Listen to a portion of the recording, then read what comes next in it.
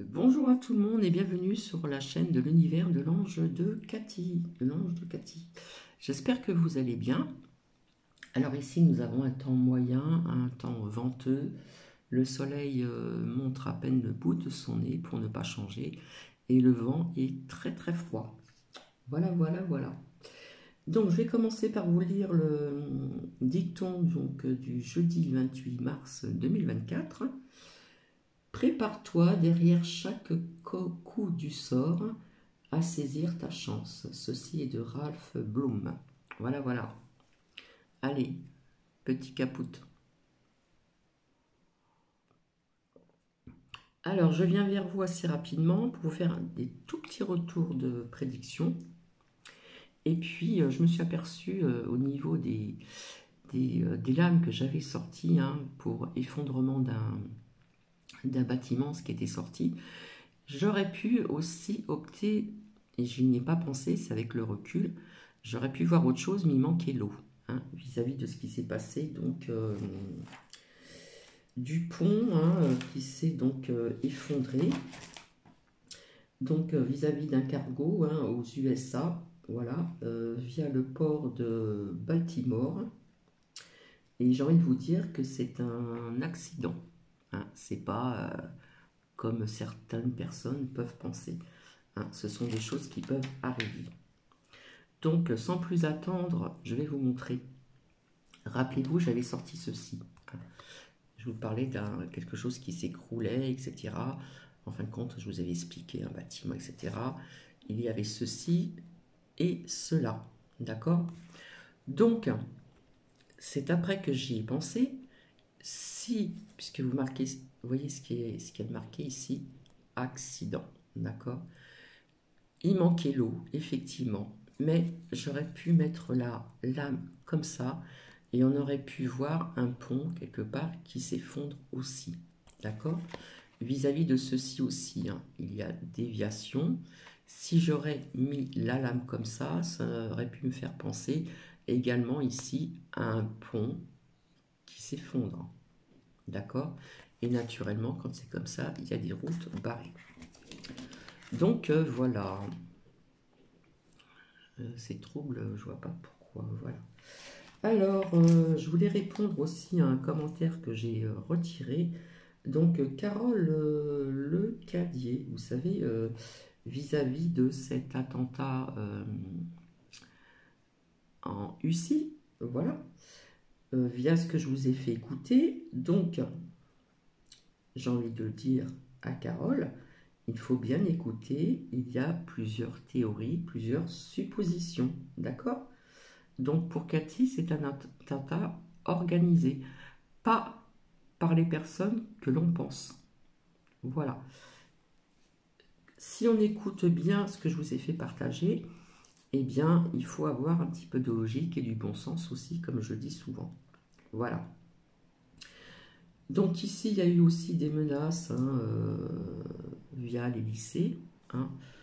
Voilà, des menaces assez dark quand même. Et rappelez-vous, je vous avais parlé d'intempéries, etc., d'inondations, etc. Eh bien, on a appris qu'il y a de la neige donc au printemps, voilà, donc au niveau des intempéries. Et puis, comment dire, le département du Var, vigilance orange, etc. Il y a aussi d'autres départements pour des vents violents, donc il y aura toujours des dommages collatéraux. J'ai vu aussi qu'il y avait de l'eau, etc. Je ne sais plus où, je ne sais plus si je l'ai noté. Euh, Inondation, comme je vous l'avais dit, ça continue malheureusement. Voilà. Et donc, je pense que j'ai tout dit. Voilà. Je regarde si je n'ai rien oublié. Donc, il y a des vigilances dans le Var, vigilance orange. On parle de vagues, vous savez, qui peuvent submerger comme ça aussi. Tout ça, ça fait partie du lot des énergies de la Terre, que ça bouge, etc. Au niveau donc des intempéries. Et malheureusement, j'ai envie de vous dire que ce n'est pas terminé. D'accord? Et là, sans plus attendre, alors j'ai découvert ceci à partager. Donc, c'est l'étrange carte du jeu Illuminati, publiée par Elon M. Hein, je ne vais pas dire son nom. Et écoutez aussi ce qui va suivre parce que c'est quand même intéressant. Et comme je vous le dis tout le temps, on en prend, on en laisse. Mais ça laisse aussi à se poser quelques questions. Voilà. Donc peut-être que il y a peut-être des personnes parmi vous qui connaissent cette personne. Et là, j'ai vu ça et je l'ai écouté et franchement, ça m'a quand même interpellé. Et c'est pour ça que je suis là pour vous le faire partager. Donc voilà. Donc je vais vous souhaiter une bonne écoute. Et je vous dis donc à plus tard. Un message à nous faire passer, on peut dire qu'il n'y va pas par quatre chemins. Le 11 mars dernier, sur son compte Twitter, Monsieur Musk a posté un étrange message accompagné d'une tout aussi étrange photo d'illustration. Puis Elon, comme il le fait assez souvent, a bien réfléchi et a supprimé ce post. Bien évidemment, le net étant ce qu'il est, c'était bien sûr sans compter sur tous les aficionados du screenshot, tous ceux qui ont conservé, republié, partagé, commenté, bref, par ceux qui ont bien compris qu'il y a quelque chose à creuser derrière cette curieuse illustration, et autant vous dire qu'il n'avait pas tort.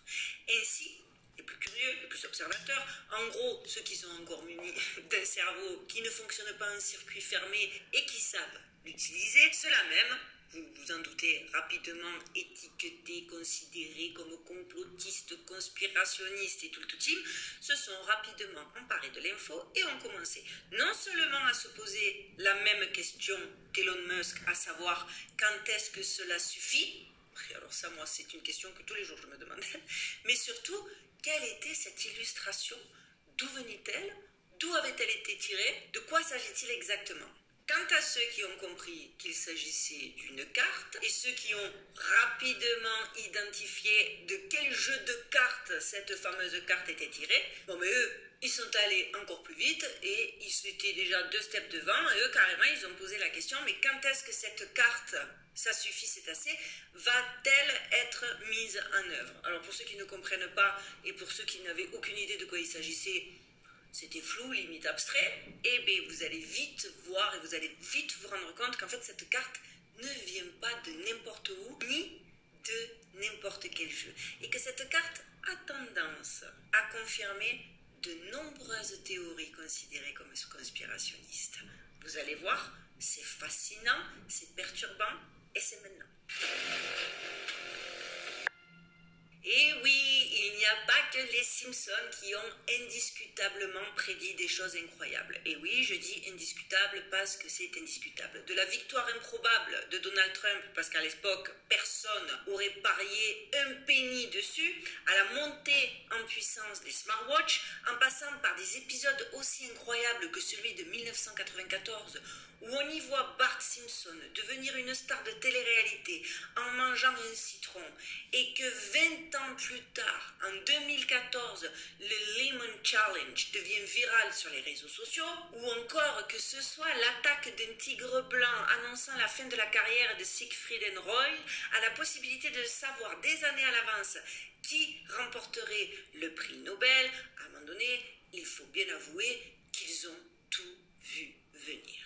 J'ai d'ailleurs fait une vidéo sur ce sujet, puis pas axé spécifique Simpson, puisqu'il s'agit d'une vidéo sur la programmation prédictive, mais j'en parle, et ceux qui ne connaissent pas le sujet, qui n'ont aucune idée de ce à quoi je fais allusion maintenant, je vous conseille d'aller voir ma vidéo, je vous mets le lien dans la barre de description. Et vraiment, je détaille un petit peu le phénomène des Simpsons, parce qu'il est assez extraordinaire. Et bien voilà, que grâce à Elon Musk, j'ai découvert un jeu de cartes tout aussi stupéfiant, voire encore plus stupéfiant, non, tout aussi stupéfiant que les Simpsons. Un jeu de cartes des années 1990 qui a prédit, entre autres, le 11 septembre, la mort de la princesse Diana, la présidence de Donald Trump et la pandémie. Je dis plein. Et je croise les doigts pour que ça passe. Alors oui, vous allez voir, c'est complètement dingue. Moi-même, je n'en suis pas revenue. Et si je vous dis que cet incroyable jeu de cartes a pour nom, accrochez-vous, Illuminati, Nouvel Ordre Mondial, vous ne serez pas plus surpris que lorsque l'on vous a appris que le créateur des Simpsons, Matt Groening, était franc-maçon de la loge de Zetland. Bah oui, parce qu'à un moment donné... les coïncidences, les hasards de la vie font que c'est quand même étrange, tous ces francs-maçons et autres sociétés secrètes qui gravitent autour de prédictions. À un moment donné, il va falloir vraiment penser à se réveiller les gens. Alors, ce jeu de cartes intitulé, je le répète, en version originale, Illuminati New World Order, qui a été publié par la compagnie de Steve Jackson Games, en 1994, a attiré l'attention par son thème intrigant, centré sur les sociétés secrètes et la domination du monde. Le jeu met les joueurs dans la peau de marionnettistes, manipulant diverses factions dans le but de contrôler le monde au nom de la société secrète de leur choix. Et alors vous allez voir, il y en a plein, il y a le choix, et c'est quand même impressionnant, puisque le choix des sociétés secrètes que ce jeu de cartes vous propose sont soi-disant des sociétés secrètes qui n'ont pas existé ou qui sont issues des théories conspirationnistes, etc. etc. Or, on y retrouve les Illuminati bavarois, la société discordienne, la société des ovnis, les serviteurs de Stéoulou, je ne saurais jamais le prononcer, de Lovecraft, le triangle des Bermudes et les gnomes de Zurich, entre autres. S'inspirant du jeu de société de 1982 et des romans fantastiques The Illuminati's Trilogy de Robert Shia et Robert Anton Wilson, le jeu de cartes Illuminati a pour but de développer et de consolider les structures du pouvoir en dirigeant le monde depuis l'ombre. Moi, je pense que c'est juste l'équivalent du Uno pour les élites. Nous, on joue au Uno. Eux, ils jouent à un jeu bizarre avec plein de sociétés, de factions secrètes où le but est de gouverner le monde, peu importe les moyens. Alors, les joueurs s'efforcent de manipuler la société et de porter des coups dévastateurs à leur adversaire pour remporter la victoire. Le jeu, vous vous en doutez, a rapidement gagné en popularité grâce à son thème unique, il faut bien l'avouer, et à son gameplay stratégique, parce que pour le coup, c'est vraiment un jeu de stratégie. Je vous laisse apprécier le logo de la compagnie de Monsieur Steve Jackson, histoire que s'il y en a encore qui ont des doutes, ou s'il voulait pas, ou si jamais le monsieur pensait que le titre de son jeu n'annonçait pas la couleur, bon ben voilà, flanqué de ce logo, je pense que le doute n'est plus permis. Il faut savoir quand même que ce jeu de cartes Illuminati est l'unique lauréat du prestigieux prix américain de l'industrie du jeu vidéo Origin Awards et de ce fait considéré comme le meilleur jeu de cartes de 1995. Initialement acclamé pour son marketing original, qui présentait le jeu non seulement comme un simple spin-off du jeu de société Illuminati dans le style de Magic the Gathering, mais aussi comme un jeu de cartes à collectionner, il a fini par attirer l'attention plusieurs années plus tard en raison de ses nombreuses et on ne peut plus surprenantes prédictions. Vous allez voir, c'est incroyable. Oui, vous avez bien entendu, on va encore parler de prédictions et on va encore connecter les prédictions à des sociétés secrètes. Ça fait quand même beaucoup. Alors si au départ, vous pensiez qu'il ne s'agissait que d'un simple jeu de stratégie qui peut être joué par 2 à 6 personnes, dont les règles complexes, écrites sur plusieurs pages et dont le but est de prendre le contrôle du monde pendant que les joueurs se chatouillent les nerfs, se sentant comme des dirigeants secrets, des puppy masters d'un monde des coulisses, vous allez vous rendre compte que c'est bien plus que ça. Ça, c'était déjà beaucoup. Après, on peut vraiment se conditionner, se dire non, c'est un jeu de stratégie. Le background, c'est les sociétés secrètes. Ça ne reste pas, arrêtez de délirer, ça ne reste qu'un jeu de stratégie. Attendez de voir. En effet, le post d'Elon Musk a eu l'effet d'une petite bombe, car beaucoup ont décidé de creuser cet étrange tweet et ont découvert que les cartes prédisaient de dernières années dont les créateurs n'avaient aucun moyen de prévoir l'arrivée. Et devant les nombreux exemples indiscutables, forcément, la controverse ne cesse d'enfler. Si certaines cartes restent difficiles à comprendre, parce qu'il y en a forcément, peut-être que c'est pas encore arrivé, que ça va arriver, que pour l'instant on les regarde en se disant ça c'est rien, et que dans 20 ans, puisqu'il a déjà fallu 30 ans pour certaines des cartes, dans 20 ans on va se dire, tu vois, le jeu, il a continué ses prédictions. Parce que par exemple, celle-là, ça montre une bobine de film déchirée, une sorte de désastre et une inscription indiquant que la bande se termine. Bon, ben ça, par exemple, on peut avoir, parce que la plupart des gens ont dit que cette carte, par exemple, ne prédisait rien. Alors que personnellement, et ça n'engage que moi, que mon analyse personnelle, moi je me dis que ça peut prévoir le strike, la grève d'Hollywood là qu'on s'est mangé pendant des mois ici aux États-Unis et qui économiquement ont failli mettre Los Angeles sur les genoux. Ça peut, donc ça aurait pu prédire ça. Ça peut aussi prédire la fin du cinéma comme on l'entend, parce que quand vous apprenez qu'il y a des intelligences artificielles comme Sora et qu'il y a de plus en plus d'animés où les personnages sont des acteurs plus vrais que nature, très possible que, parce que aujourd'hui Hollywood paye, enfin, Hollywood et toutes les plateformes, qu'on soit très clair, payent des acteurs des sommes démentes. Si demain on leur propose des acteurs meilleurs, qui sont jamais fatigués, qui travaillent 24 heures sur 24, qu'on n'a pas besoin de payer parce qu'on achète le personnage créé par intelligence artificielle et après tu peux l'utiliser jour et nuit, etc. Vous n'allez pas me faire croire qu'Hollywood, il va pas voir son profit, il va pas voir ses intérêts. Et que le cinéma va changer et que dorénavant les acteurs ne seront que des personnages de réalité virtuelle.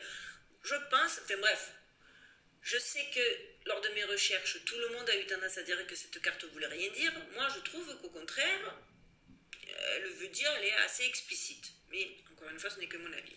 C'était surtout pour vous dire que voilà, il y a des cartes, quoi qu'il en soit, qui sont sujettes à controverse. Mais regardez donc celle-là. Dans le genre exemple significatif, je vous pose ça là.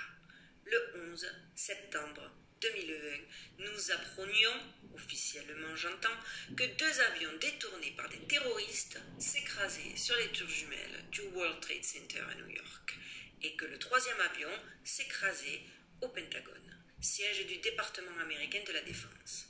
Les 2 explosions ont été représentées avec précision sur les cartes des Illuminati, mais 7 ans avant l'attaque terroriste proprement dite. Force est de constater que les images de ces 2 cartes sont étrangement similaires aux photos prises ce jour-là. Dites-moi en commentaire si vous trouvez... Vraiment, je tiens à ce que vous commentiez parce que je veux savoir, je veux connaître vos avis.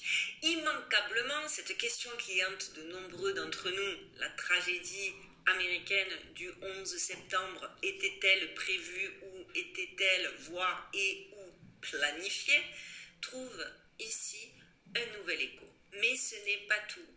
Je continue à vous montrer les cartes. Regardez la carte Princesse Di.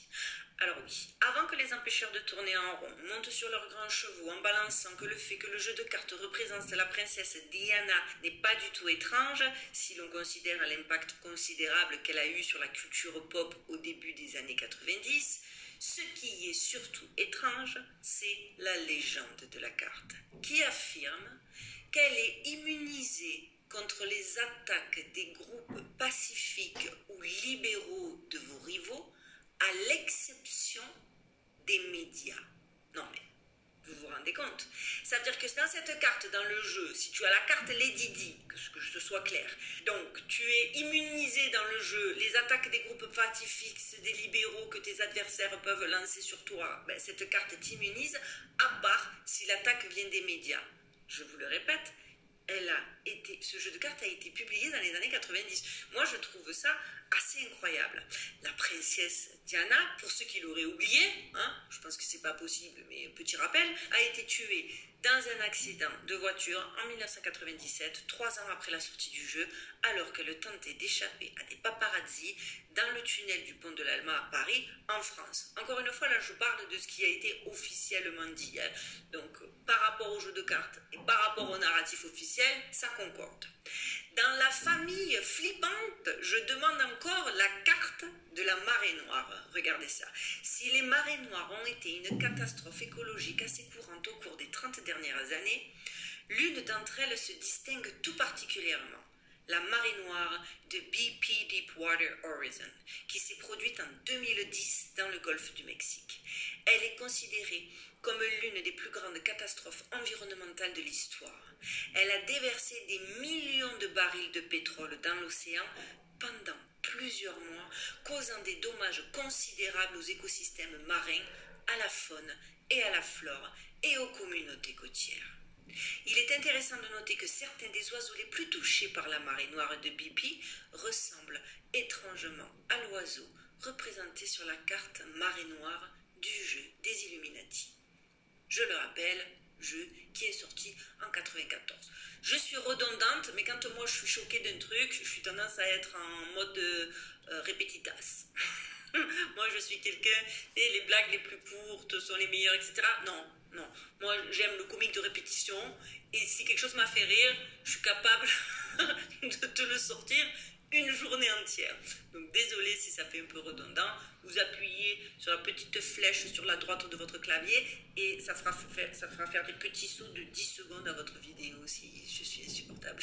On trouve aussi la carte désastre combiné. Certains croyants affirment que la carte catastrophe combinée du jeu semble représenter l'énorme tremblement de terre et le tsunami qui se sont produits au Japon en 2011.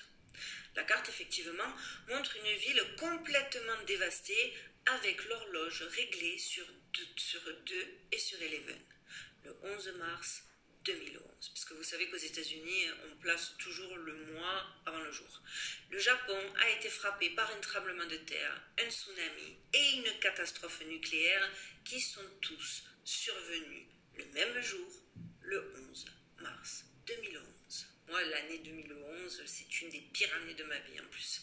Certains pensent que la tour de l'horloge sur la photo est la tour Wako, dans le quartier commerçant de Ginza, à Tokyo. Bien que Tokyo n'ait pas été touchée par la catastrophe, la tour est effectivement un bâtiment très reconnaissable du Japon et que pour illustrer des catastrophes combinées à un même jour dans un endroit spécifique, certains ont dit que c'était l'illustration la plus pertinente à faire.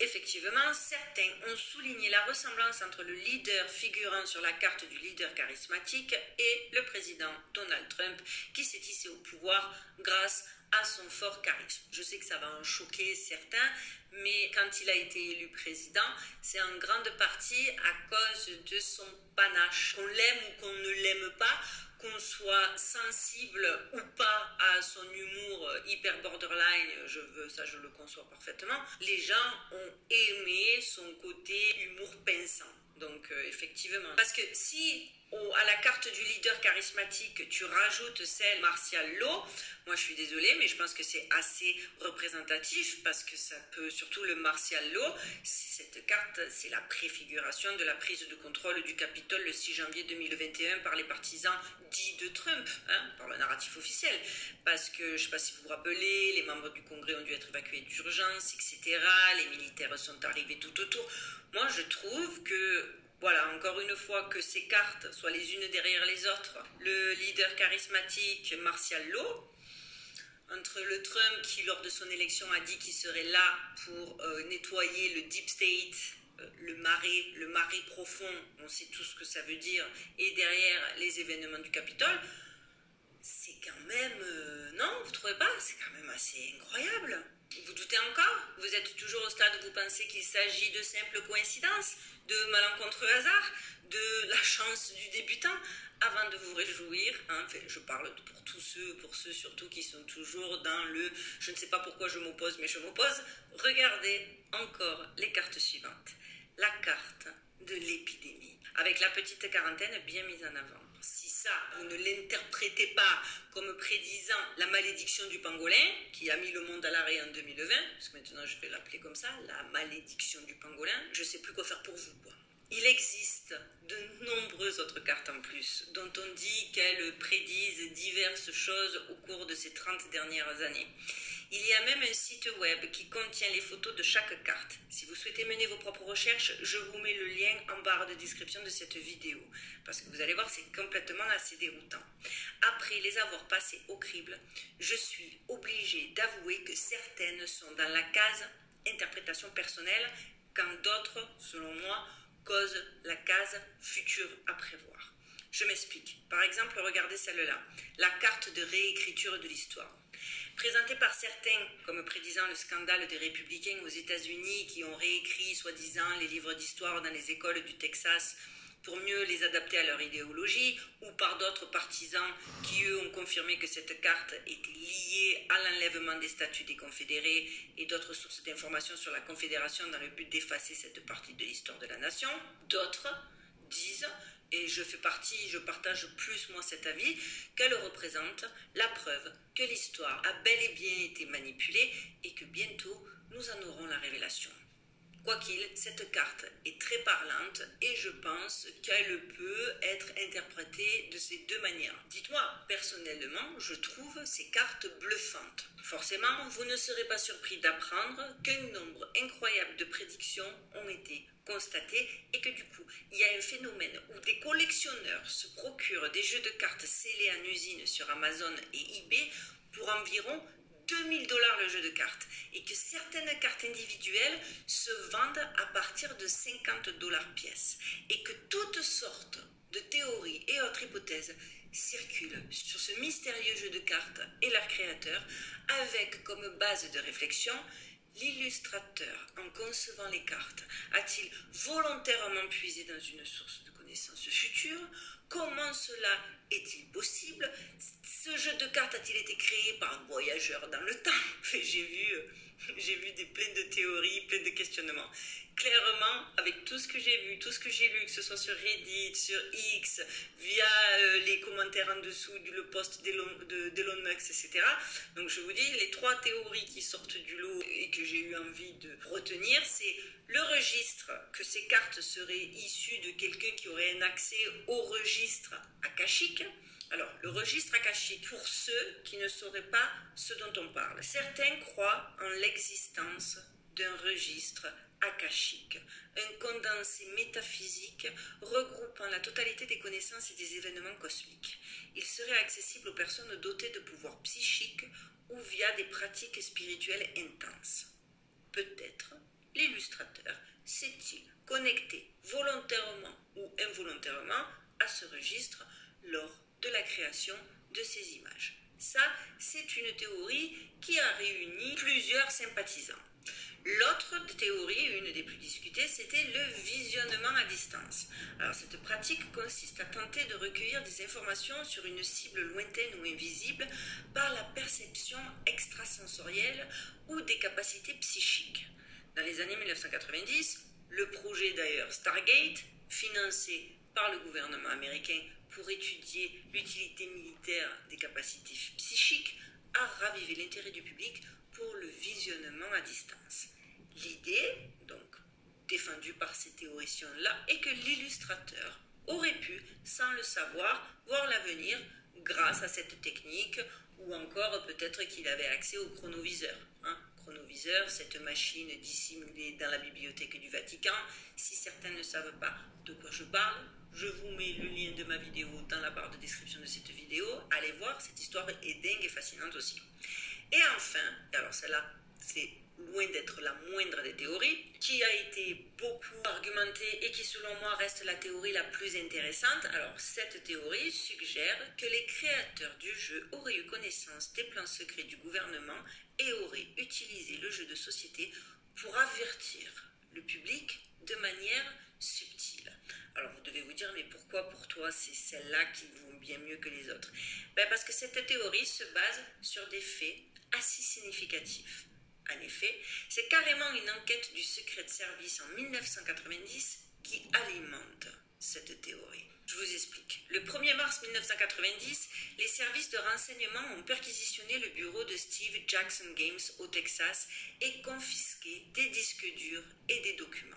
Le motif officiel de la perquisition était l'accusation de piratage informatique contre l'un des employés de l'entreprise.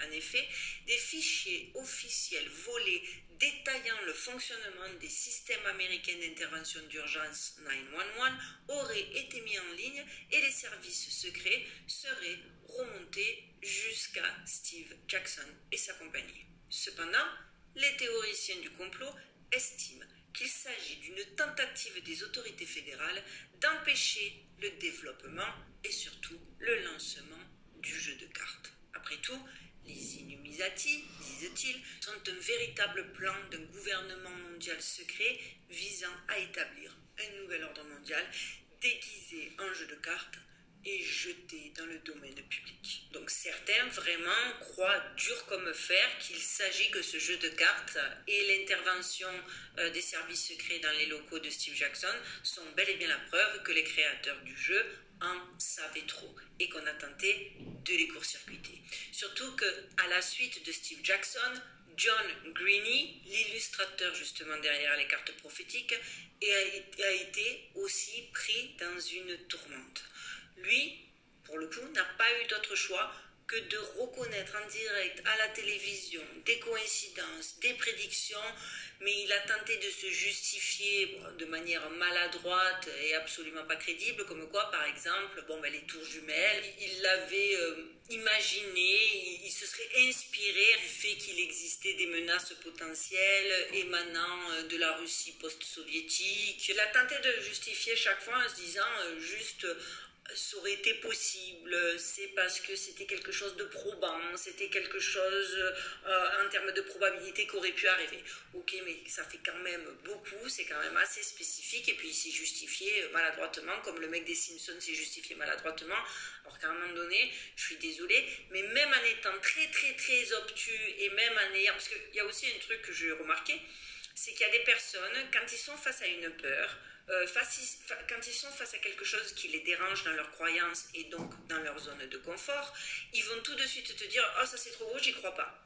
Mais c'est pas basé sur une réflexion argumentée, sur une réflexion poussée de quelque manière que ce soit. C'est que comme ça appuie sur des boutons de stress, on préfère tout de suite se mettre des œillères et dire mais non, mais ça n'existe pas, c'est débile, je n'y crois pas.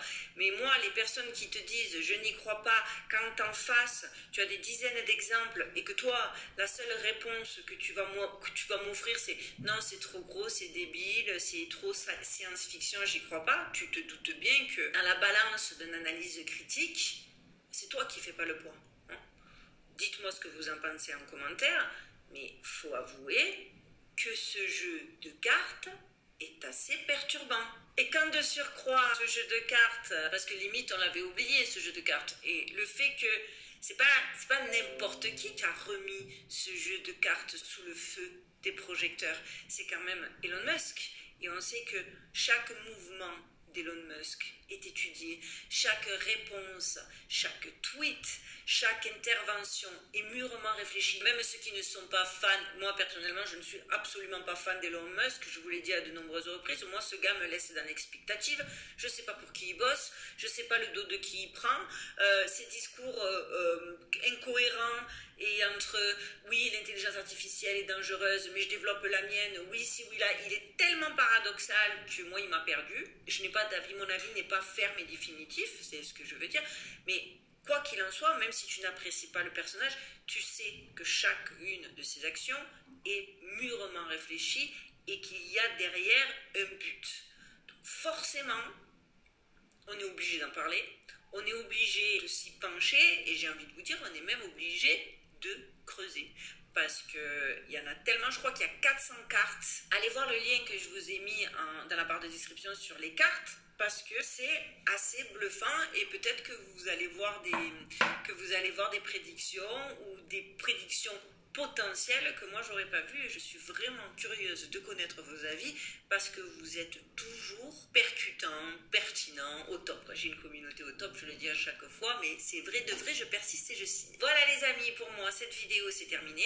J'espère que d'ici la semaine prochaine on aura des nouvelles de Kate. Donc voici, donc j'ai trouvé que c'était intéressant. Donc l'étrange carte du jeu Illuminati, publié par Elon M. Voilà, voilà, je vous retrouverai ultérieurement. Je vous parlerai de mon projet hein, qui va arriver le mois prochain, là, très bientôt. En attendant, je vous souhaite une bonne journée. Si vous voulez mettre des commentaires, bien sûr, toujours dans la bienveillance, il n'y a pas de souci et je vous fais des bisous. Bisous, bisous. À bientôt.